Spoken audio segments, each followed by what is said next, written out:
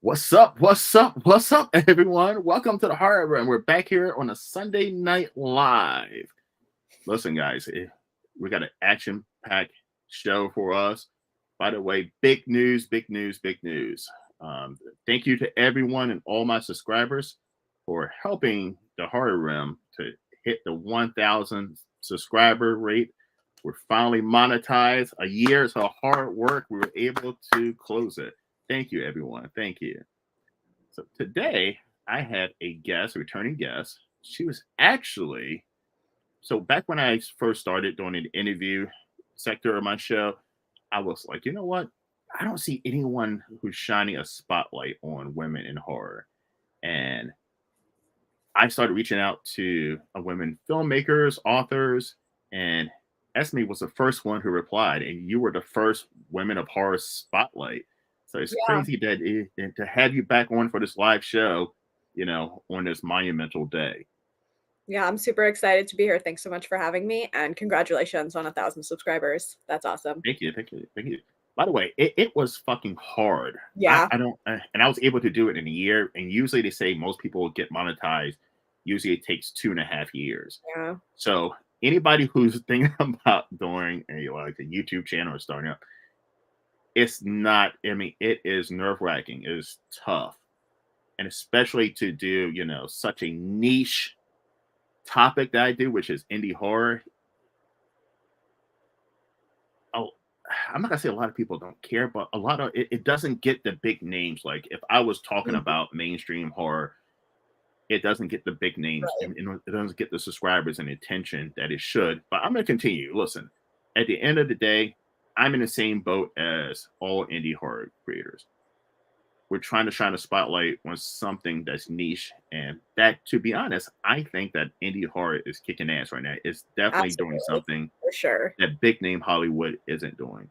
Yeah. So I'm gonna keep plugging away. And anybody who's thinking about doing a indie horror YouTube channel, I'm just telling you, it is probably the toughest thing I've done in my life, and that's tougher than graduating college or any of that. It's definitely the toughest fucking thing we'll ever do. Well, you definitely make it look easy. I'm so impressed by just the consistency of what you post. It's really, really impressive. So Thank you congratulations so again. much. Thank you so much. Now, okay, so Esther, welcome back to the Horror Room. So I mean, like 8 months ago, I had you on one show for the first time, and we Yeah. were talking about the Rat King. And I think at that point, it was just an idea. Yeah, we And had a now, script, and I had a handful of friends helping me out. Now we've got a full cast attached, a crew, a producing team. It's seriously like kind of blows my mind to think that it's actually only been 8 months since I basically got this thing started, and now we're what I want to say like 4 or 5 months out from shooting. So now that must be exciting and terrifying at the same yeah, time a lot of because lot of kind of, both. There's still so much, even with everything we've gotten done. There's so much that needs to be done. We're still location scouting. Um, there's just so much.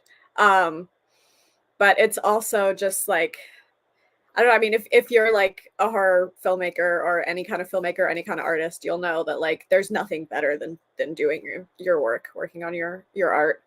I'm sure you feel the same way about your YouTube channel. Like even yes. when it feels like a ridiculously tall mountain that you're never going to get over, like you just have to keep going because you love it so much.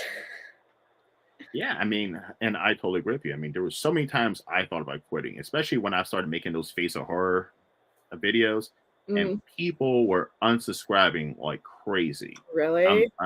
Unsubscribing like crazy. The naysayers that it wasn't a scam. Yeah, yeah. I man, People really wanted that to pan out. I'm not gonna lie, I did submit the very first time, but I never paid for any votes because I was like, that's where I draw the line. I'll give it a shot, but I'm not buying it completely. well, I wish I could say I did the same thing, but I definitely signed for the first time, and I definitely paid for votes. Oh, really? And I didn't, and that's when it started hitting me. I was like, wait a minute, if I paid this amount of money to not even make it past the first fucking level, Right. what are other people paying? Because there's no way in hell you could have survived through just Right. free votes. Yeah, I think I read somewhere that like the winner had already been predetermined before they even announced the competition or something like that. And I said the same thing. Yeah, okay, maybe you're the person pretty who much. I heard it Yes. from. It all just blends together. But I was shocked on how many people were saying thank you. I was also shocked on the other half how much backlash I was getting. I mean, I did a video and I had this group of women. They were called the ladies of the face of horror. Oh my god, they literally fucking tortured me. They Maybe they were were getting saying paid to do that. I 100% think they did because they were telling people to unsubscribe to my channel. They were Wow. telling people to they contact Kane Hodder, Jason Voorhees, to tell his PR people to issue me a cease and Wow. desist. Yeah, that I sounds mean, like a paid it hit was a for complete sure. fucking nightmare, and that's some stuff that I did not tell people about. But like my face of horror videos were some of my most successful, but I there was so much shit and drama came by unveiling that scam. Yeah. Yeah, people really love to cling to their delusions, I think. And it's sad because Especially I mean, especially stuff they see online. They're like, really, they just don't want to admit that it's not real. yeah, I mean, and it's sad because I still see I see like they have an Ink magazine. The same company is running an Ink Mm, magazine one, and like friends are telling me to vote for them, which I do because I don't like telling people that it's a fucking scam, but like it is a fucking scam. I'm like, you know, yeah. it's predetermined. It's predetermined, and in order to win those contests, it's about whoever has the most money. Yeah. Yeah. No, So it's totally. yeah. So speaking about money, so you do have a crowdfunding up right now. Yes, we do. We have about a week and a half left on our Seed and Spark campaign. And actually, this week we're running a raffle. So if you pledge any amount, you'll be automatically entered to win a prize package. I should have kept the items in here with me, but you'll get a t shirt and a DVD and a couple other fun things. If you want the full details, you can check out our Instagram at Late Night Picture Show Films. Um, and yeah, even if you just pledge $1, you'll be entered to win, and we'll announce on Instagram next Thursday who the winner is. Now, what are some other perks that you're offering? Oh gosh, what do we have? We've got like the standard thank you on social media, thank you on our website, thank you in the credits. If you give $25, you get a certificate to the Cult of the Rat King signed by the Supreme Leader, which is me. Um, and we're, I think, going to be releasing a special new item maybe next week. I don't know. Can't say too much about that, but keep your Okay. eyes peeled for another perk coming soon. But I mean, really, the biggest perk is that you contribute to the movie and helping it get made. Specifically, this crowdfunding campaign is raising funds for airfare and train tickets and gas for production. So it's all travel related. And the more money we get in the crowdfunding campaign, the better care and the more comfortable our cast and crew will be. So it would be really great if we could hit our goal for that. So anybody who's watching, has $1 to spare, wants to support indie film, head over to Seed and Spark and look up the Rat King, and we'll come right up. And yeah. And by the way, any super stickers that are purchased today to donate to my channel, all of those donations will be going towards your crowdfunding. Yeah. So Thank definitely, you. definitely, it's right next to the comments. By the way, it is a little dollar sign. Hit that bad boy and feel free to donate to the horror realm, and the funds will go straight to the Rat King. So for people who haven't seen our first interview, tell us a little bit about the Rat King. Yeah. So the film is set in 2001. I really wanted this sort of like nostalgic feel, and for people like me who were born in the late 90s, that's sort of as far back as we can remember. um, and it's about this girl who's sort of a little bit lost, doesn't really know like where her place is, what she's supposed to be doing, and she gets sucked into this group of very charismatic, charming people who sort of promise that they have all the answers. And then, surprise, surprise, they turn out to be a pretty dangerous cult that she is now trapped in the middle of. And things unfold. And I think the from the last interview, I have always been fascinated with cults and the manipulation that they do and how they even find their cult members. I don't know if I say cult members or victims, either one. I But mean, like, it's a little bit of both. Like you can't really be a member at any level of a cult, even like the top level, without being a victim in some way. Um, the script is inspired by my real experience. I was in a cult for like a year and a half when I was in college. wow. And the movie is very much, it's not meant to be like a recreation of like a play-by-play of what happened. It's really more meant to like be about the internal parts of being in a cult and like what it really does to your mind, like you were saying, like the manipulation. Like one thing that really fucked with my head when I left was how guilty I felt. Like I was the bad guy, and I think the cult itself, they were really counting on that. That was like a big part of the manipulation when they start to drive people away and ostracize them. Is they really make it so it's your fault, and you're so busy like being so like self-consumed by your own guilt and like questioning what you did wrong, that you don't have the mental capacity to hold them accountable for what they did wrong. It's like a key part, and it took me like, I don't know, I want to say like a year and a half to like sort through how I really felt about everything and like what I really thought had happened. And I know some other people who left the same cult a little while after I did. We all got together and sort of talked about our experiences, and we all felt that way, where there was just like this feeling of extreme blame on yourself, as like a defense mechanism so that you wouldn't be going after the real culprits. How did this cult seek you out? So I met them when I was a student, and they sort of sold themselves as like an artist collective. And they were like, come be part of our artist collective and make art with us and live with us. And it's going to be so beautiful and amazing.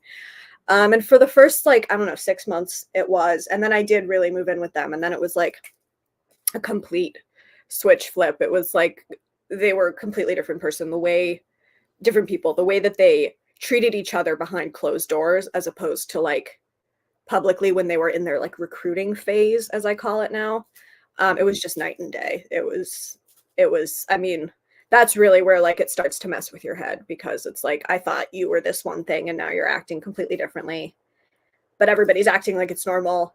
And that's another thing that I experienced, was like there was all this pressure to just stay silent, not speak up about if you notice this or that, or something is inconsistent, or this doesn't make sense based on what you said yesterday. There was a lot of hypocrisy. Mhm. And that's also something that I really wanted to capture in the film. Um, there's a lot of scenes where we see these rules being enforced on the characters.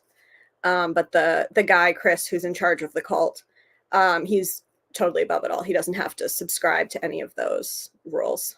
He can just do whatever he wants, and no one is ever going to be like, hey, that's not fair, because no one's going to question him. Now, were there certain levels of hierarchy in the cult? I definitely found that like there was an inner circle. There were like, it was like lots of little circles, and it got smaller and smaller and smaller. Um, and I think the people in the inner circle definitely felt a level of security because of that. And because of that, they were really intent on keeping that position in the inner circle. So there was a lot of like just meanness and pettiness and sort of like stepping on other people to get to the top. It was a very competitive environment in my experience. You were sort of always fighting to be the leader's number one. And one of the things I hear about cults is the first thing they do is they separate you from your family, your friends, your Mhm. support system. Was that one of the things that Yeah, you experienced? absolutely. There was this sense that they cultivated that if you were allowed to hang out with them, you were really, really lucky. And you had to prioritize them over everybody else. So like all your other friends went out the window. Family, who cares? All you need to do is get these people's approval and everything will be okay, and they'll accept you, and that's all you'll ever need. Um, and like there was this very intense sense of like feeling like I needed to prove myself to them, which is not something like, that's not the kind of person I am. Like that's not something I've ever felt with any other group of friends that I've had. because that's not how friends operate, Yeah, obviously. exactly. But yeah, it was this super competitive, very exclusive kind of setup. And once you were in, you were like, that was it. You didn't have any other friends. You weren't really allowed. I mean, it was never explicitly said like, oh, you can't ever go hang out Yeah, with anybody else.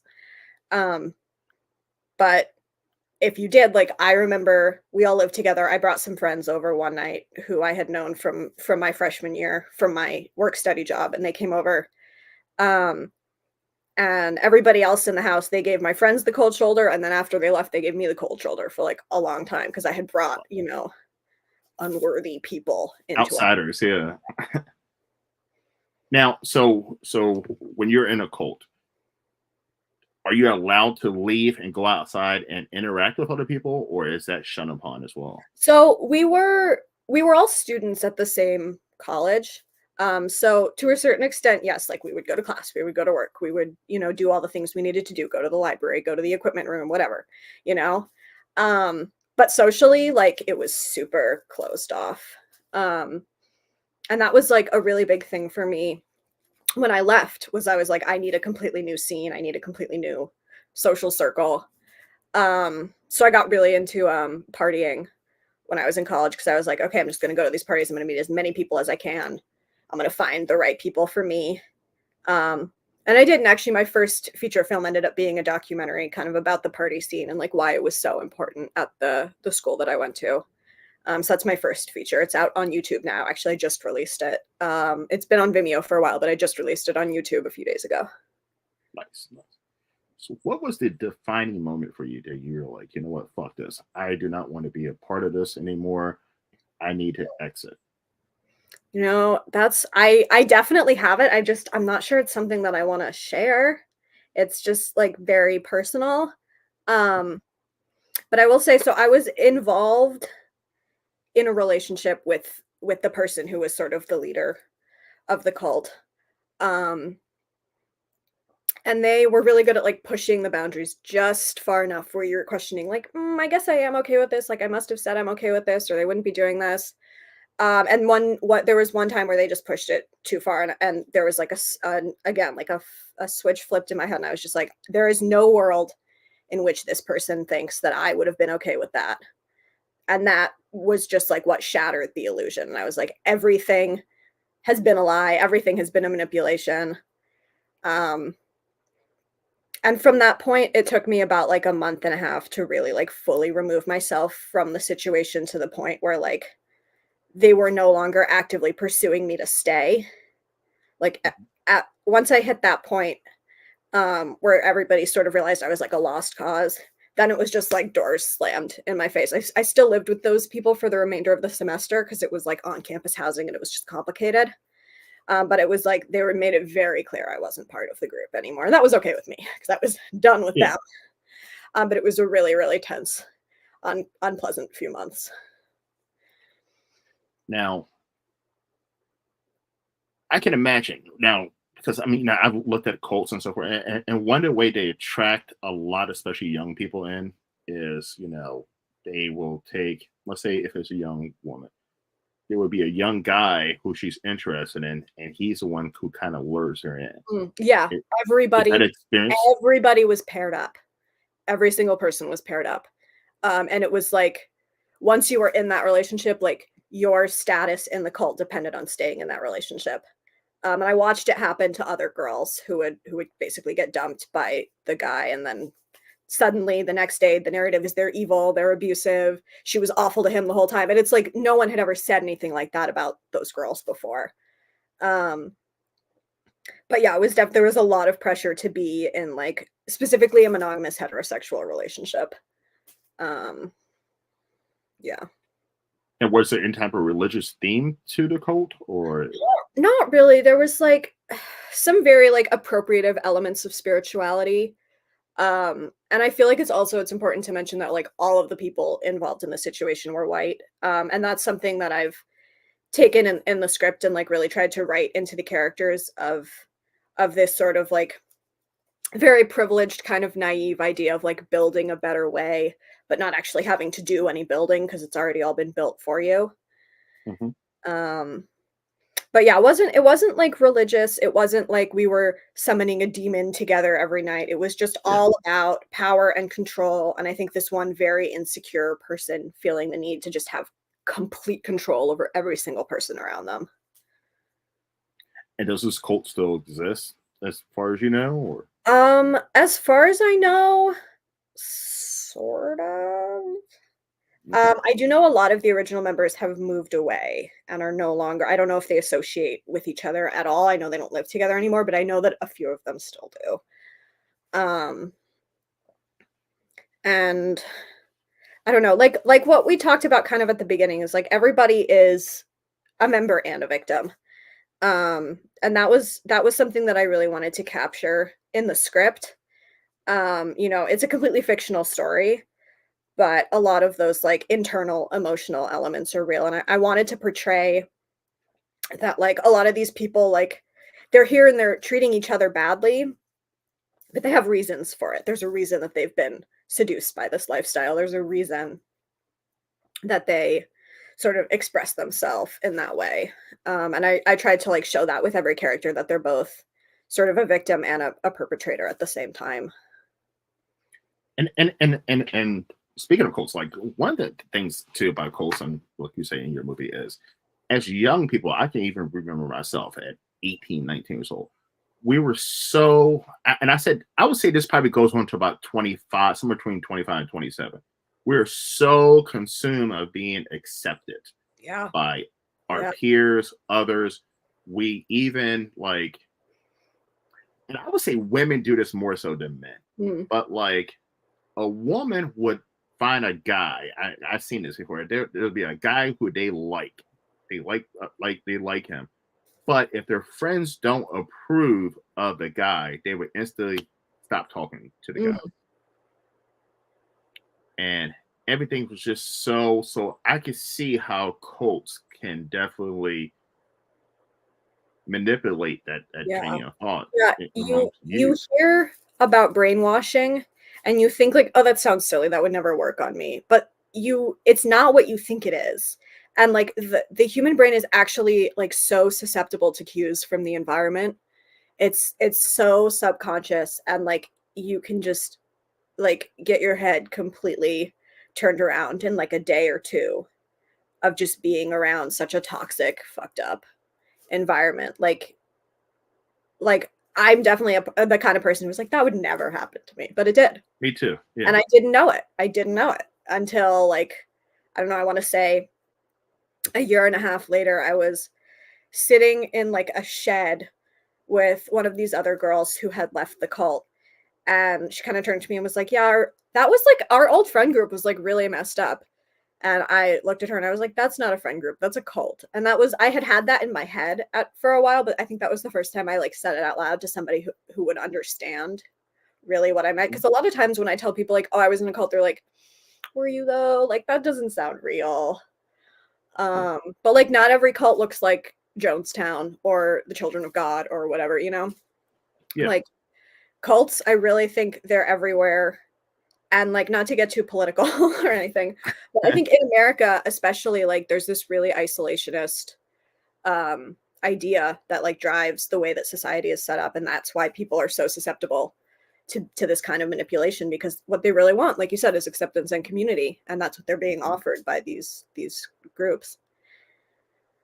Yeah, I mean, and like, I mean, even if you look at like people who are considered outcasts in society, or even the people who don't have that village of network of friends, they're more susceptible to get into stuff like this. They're more susceptible to getting drugs and prostitution, all this stuff. They're more likely to get into that because they're looking for acceptance from somewhere, and somebody is coming up to them and saying, "Hey, I accept you.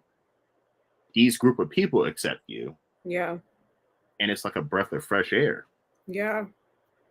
Yeah, people, I think young people especially are really vulnerable. Because there's just no support system for them in society right now. I think I mean, I'm sure it was also bad before COVID, but I graduated. My last year of college was 2020. Um, and like Okay. the past 4 years have not been anything like what I expected when I was younger and thought about what my life post college would be, because everything has just shifted so much. All right. So let's so going into your film. Yes. So this is not from your experience, but somewhat from your experience. Yeah. Now, are you Yeah. afraid? Are you afraid once you start getting to production that some of those old memories or triggers are going to start affecting you? Um, it's yes, I'm worried about it, but I'm worried about everything. So, I think it's actually probably pretty unlikely at this point. I think the process that was probably the most triggering was actually writing the script, because I really had to go back in my mind and be like, okay, this felt like this, because I wasn't writing the events, I was writing the feelings. So I really had to get into like, this felt like this, that felt like that, and then transform it into this new event that still captured that same feeling. Um, so I'm not as worried about being in production. There's definitely some scenes that I know are going to be really tough to shoot, and I'm definitely going to lean on my team more heavily for those scenes. We're definitely going to have an intimacy coordinator to make sure that like everything is handled properly, on that end. And that's like a weight off my shoulders, because I want to make sure that all the actors and the crew feel safe and comfortable. Um, but it's hard to take care of everybody else and also myself. So I'm glad we're going to have somebody else to do that. Mhm. Um, but yeah, it's always a possibility, and like feelings come up even now years later at random times, and I'll see like an old photograph or something, or even just like a school paper that I wrote during that time, and it'll like hit me out of nowhere. Um, Yeah, it's like it's that kind of experience, especially when you were that age, like 18, 19, like I was. It's so formative, that I think in a lot of ways it kind of never really goes away. Um, but I'm also kind of hoping that like finishing this project will really be the end of that chapter. And I'll have told my story fully. I'll have told my side of the story, I guess. And that feels really important to me, just because my head was so messed up initially when I left, and I really felt like I didn't know what had happened, and I didn't know who to blame, and I didn't know what was wrong with the situation. And now that I feel like I do, I really want to like get it out and like say it clearly and then be done with it. Now, so even with you have the crowdfunding, so even if that doesn't go well, do you feel like deep down is an obligation that you have to get this movie out there? You have to Yeah. complete the project, Yeah, no matter we're what. this is moving forward no matter what. I mean, the crowdfunding would be amazing to have, but we've got some other funding sources in place. I'm not gonna jinx anything by talking about it or naming names. But yeah, this movie's getting made no matter what, for sure. That's awesome. Now you brought up something that I've heard a lot of indie filmmakers say, and I still don't know what it is. But you said a intimacy coordinator. What is that title? What So does that it's mean? a person on the crew whose like main job is to make sure that any sort of like sex scenes or nude scenes or like any type of on-screen intimacy is like fully choreographed, fully planned out. The actors feel safe and comfortable. They don't feel like they're being coerced into anything they don't want to do. They like understand the way the shots are going to be framed, and that's done in a way that makes them comfortable. There's a lot of different pieces to it. And it's like a new thing. I think in the past like 6 or 7 years, it's become a lot more popular to have a crew member like that on set. Now, how do you find someone who's an intimacy coordinator? Are there people who specialize in Yeah, that, or is it someone that you trust? there are. I used to work at a sex toy store. So our backup is my old manager from that place, because I think she Okay. just handled the material well. But Uh-huh. I think our first choice is someone who has the experience of filling that role on set.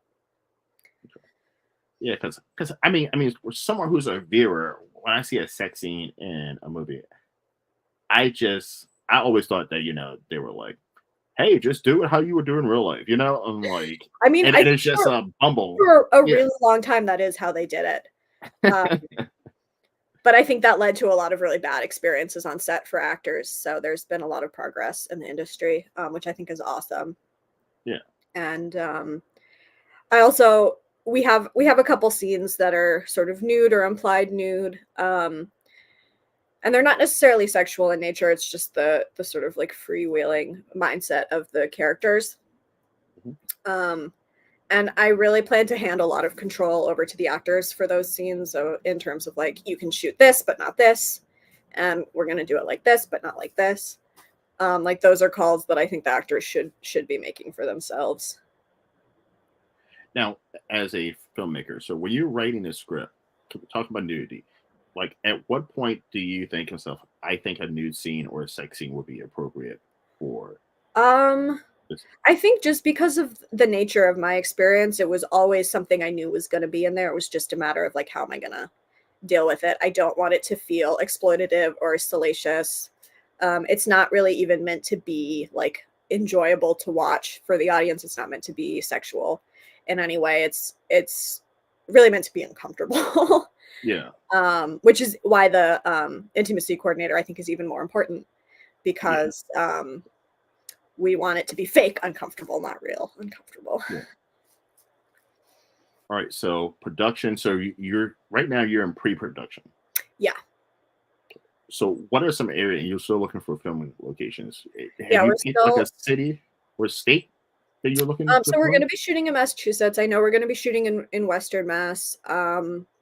Right now we're looking for a farmhouse because the main location is a farm with a house and a barn. So we're looking for those two buildings on one property. Anybody in Western Mass who has that available, call me. Hit her Um, up. Yep. and we're still, filling out our crew. Like we don't have our stunt coordinator yet. We don't have our intimacy coordinator yet. We don't have like a lot of our below the line crew members. And we'll be probably crewing up much closer to production and mostly looking for local crew. We're still figuring out a lot of logistics in terms of where people are going to stay, how we're going to get them here, how we're going to feed them, all that kind of stuff. The important stuff. Yeah. Yeah, the important stuff. Yeah. Now, how many days are you expecting to do production? You going to do it like in a So we're week going or to shoot two? 2.5 weeks in the winter and 2.5 weeks in the summer. There's a six Wow. month time jump.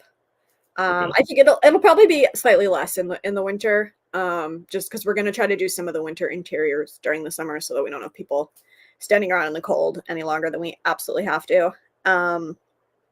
So maybe more like a week and a half in the winter and 2.5 weeks in the summer. But yeah, it sounds like a long shoot, but it's really not. We're going to be shooting like 6 or 7 pages a day. So Knocking it out. yeah. Listen, I'm excited. I'm excited for this journey from the first time I met you, and like there was an idea there, and then you have a full fledged fucking plan, like Yeah. to get this fucking done. I mean, it's absolutely amazing. I mean, because I didn't hear anything from you for like months. I was like, I didn't see anything about anything about Rat King posting in the indie. So I was like, boy, I hope she didn't like give up on No, you know never. her Never. role. And then like when you reached out to me, and I was like, yes, okay, awesome. She's going through with this. Yeah. I like to get really far behind the scenes before I say anything out loud. Like I'm very superstitious. I don't want to like jinx anything or announce it too early. So I wait until things are like really set in stone before I say anything about it. Now, I do want to talk about something else too. So you're doing crowdfunding, and a lot of indie filmmakers are going the crowdfunding Mhm. route. I hear that it's fucking tough, and I It think a lot of really new indie filmmakers think it's this easy. You just post it up, and people are going to give you thousands and thousands of dollars. not at all.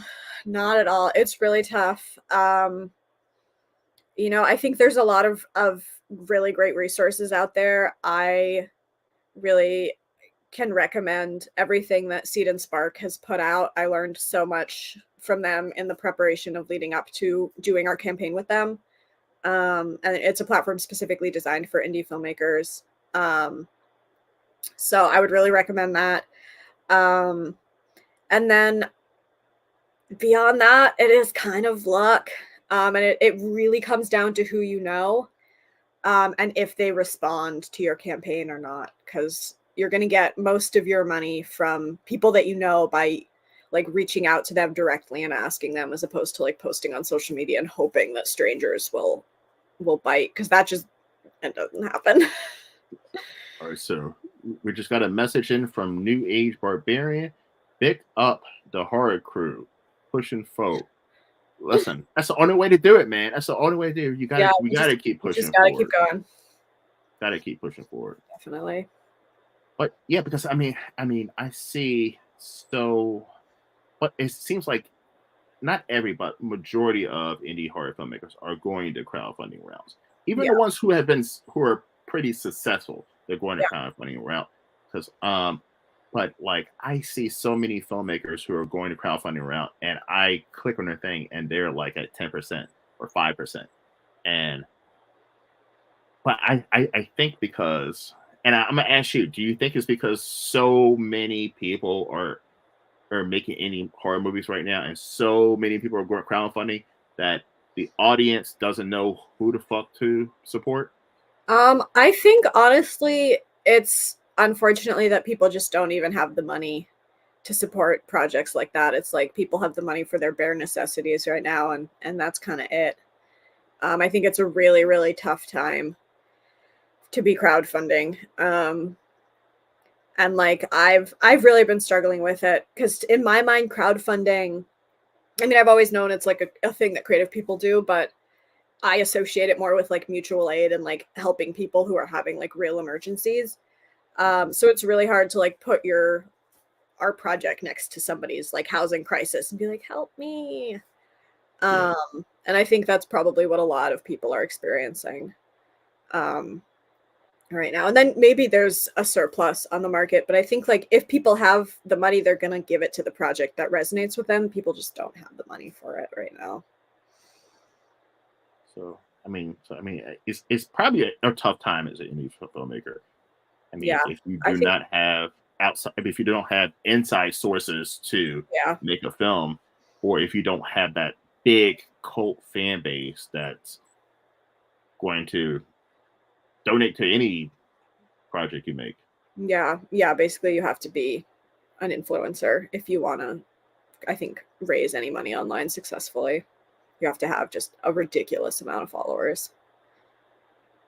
And I mean that's tough being in anybody indies, including myself. That's tough because you're in the indies because you're small, you know. So Yeah. like, how the hell are you gonna have all these followers if you're small? Yeah, right. Exactly. It's like if you have that many followers, you can probably get the attention of a studio and Yeah. pass the crowdfunding process You were completely. hope though. You were hope though because I think that big name studios are cutting back on how many projects they're greenlighting. I Yeah, think definitely. I mean, they're bombing hard. I mean, mainstream cinema is really not doing well. Um, which hopefully means that studios will start to turn to indie filmmakers, because they'll realize they can make a lot of money by not spending a lot of money, as opposed to making, three multi-million dollar blockbusters a year. They could make, I don't know, 50, $200,000 movies a year. yeah. But don't you have to? But don't you think it has something to do with creativity? Like I Yeah. love going to the theaters and I love the blockbusters, but it's been a while. I used to go to movie theaters often, but it's been a while I've seen a movie come across the TV. I'm like, oh my god, I have to go see that in the theaters. And it's because it looks like to me, especially in horror, it's the same old shit over and over again. Yeah, people don't want to take risks. Um, and I think that's the issue when it becomes too much of the industry over the artistry. It's just like, well, we know this made money, so we're just going to do it again and again and again until it Yeah, stops making money. And that's not what audiences want. They want new and exciting. And then, I think they will spend their money. I mean, I know there's been a massive downturn in cinema attendance. People just want to watch movies at home. I'm mhm. guilty of that too.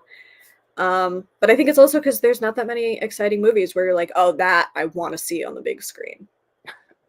I agree, and I don't feel like there's just quality movies. I mean, I I even question like recently when people say, "Oh my goodness, this certain movie is so great," and I'm like, "Yes," and I go fucking see it. I'm like, as an audience, has our expectations in good cinema has it decreased over time Yeah, because we I just think gotten so. so used to watching crap?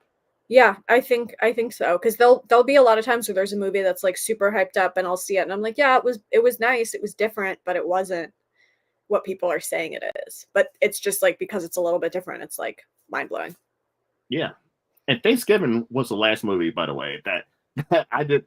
Thanksgiving was a fun movie, right? It was a fun I movie, still but haven't like seen it. I want to. but but It looked hilarious. but people were talking about it like it was the greatest thing ever made in horror, and I was kind of excited because I'm an Eli Roth fan. I was so Mhm. excited, and then I watched it. And I was like, it was good, but like it was like average good. You know what I mean? It was. I I didn't hate it. I Mhm. didn't think it was the greatest thing ever. It was a Yeah. fun movie to watch. It wasn't. Yeah, it wasn't the greatest horror movie I ever saw. Yeah, I think people are, like, kind of starved for quality content to a certain degree, and the standards have lowered. Like, everybody is talking about the rom-com renaissance, thanks to Anyone But You. And I feel like the general consensus on that movie was that it was fine. And I think it's just that people want the genre. It's not that they want that specific movie, they want more movies like it. Mhm. Because it's something different. It's not a Marvel movie. It's not a Marvel movie. That's kind of all they make these days. or or a Kevin Hart comedy movie. Like Kevin Hart Yeah. has been in like so many fucking movies. I'm like done with Kevin Hart movies. I've never liked him. It feels it's always been repetitive to me. It's yes, you've seen one Kevin Hart movie, you've seen them all. Yeah. I feel like, I think you've seen 10 minutes of a Kevin Hart movie, you've seen them all. but people love Kevin Hart movies. I mean, listen, he gets in the box office and it makes millions of dollars, and I just don't get it. I'm Yeah. like, okay, but like I'm just like maybe it's because I'm getting older or something, but like I'm just like, wow, like movies in the 90s and 80s were so much, even like the early 2000s were so much fucking better. It just seemed Yeah. like, Well, there was just so much more variety and so much more room, yeah, for different types of stories. It's so formulaic now. but that's why I mean, horror, I love indie horror because there's filmmakers like yourself who are coming out with new creative ideas. You know, they're not coming out with the 25th Halloween movie, you know, which I do love Halloween. I would go see number 25 I for would example, not. but but like enough is enough. Like I love to see an indie like Talk to Me or one of Mhm. these or there was one it was called all the bones or all bones Bones and and All? it was bones and all. It was so Yeah. fucking good. Yeah, And that movie like was crazy. yes, and that movie didn't get that much attention, and it's such Yeah, a good fucking horror movie. yeah, And like, so I'm love that seeing indie horror movies are putting creative new mhm, fucking ideas out there. yeah, But I feel like it's just not getting this fucking spotlight that the big name horror movies are getting. yeah. I think things are shifting, though. Yes, that they are shifting.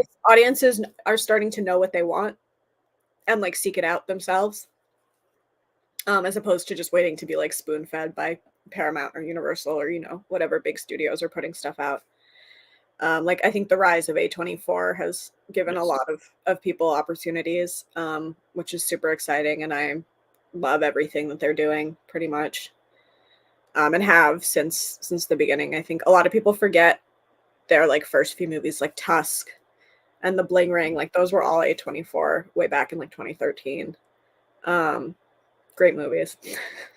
Amazing movies. I mean, A24 for the most part they knock it out of the water. I mean, there's a couple of their movies that I didn't like, and the Yeah, biggest one and is the also big not one. everything has to be for everyone. Yeah, like I didn't. I did a whole hour-long rant about on one of my interviews about the movie Men. Yeah, I didn't I watch did not that understand. one. I did not understand men because maybe because I'm a man. I don't know. But I just feel like it was geared for women. But at the Mhm. same time, I don't even think a majority of women would understand that movie. It was just I get what the movie was talking. I mean, I get what the movie was going, but I didn't get how it got there. You know, I got that it was talking about toxic masculinity and but like it was this weird thing where the whole movie was about like every single man in the world is a creep and a monster, and I'm like, okay, well, this is not for men. to Yeah. watch. But then I don't think most women are going to watch this movie because I've asked women about the movie Men, and not one woman has seen that movie. Yeah. Yeah. I So haven't seen that. So yeah, and it's made by a woman filmmaker too. I'm like, I don't know who her audience was for this movie. yeah. I don't yeah, I remember seeing the trailer for it and was like, this looks a little slow paced for me.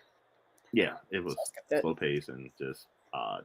But are you excited for Maxine? Oh my god, yes.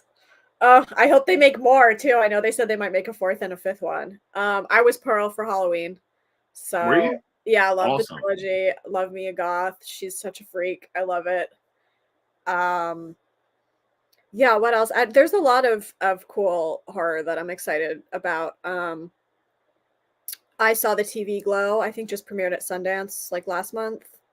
It's Okay, the new one from the woman who did We're All Going to the World's Fair, which was a super weird movie. nice. Yes. So I'm excited to see that one. I there's a bunch and I'm blanking on all of them, but I'm remembering like one poster that's kind of like vintagey looking that has like a Mhm. really long title that I can't remember, but that one looked really good. There's only two movies that I'm like really fucking excited for, and like, and one of them I'm gonna get shit for, so I'm gonna say that 1 second. I'm really excited for Maxine because I'm a huge X fan. Mhm. Listen, I did a whole fucking live video talking about X and Yeah. Pearl and how great they are. And the second one is The Crow.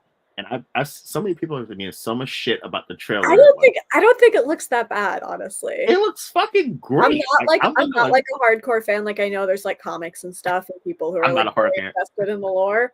But like I love Bill Skarsgård. I think he's great I in do everything he's in. too. So I have no problem with it. I know a lot of people have been like flipping out Yeah, though. and it's mostly like Crow comic nerds, which I'm a comic nerd. I've never read a Crow comic, so my whole experience with the Crow is from the Brandon Lee original Mhm. '90s Crow movie. So like, I'm not invested in the Crow lore.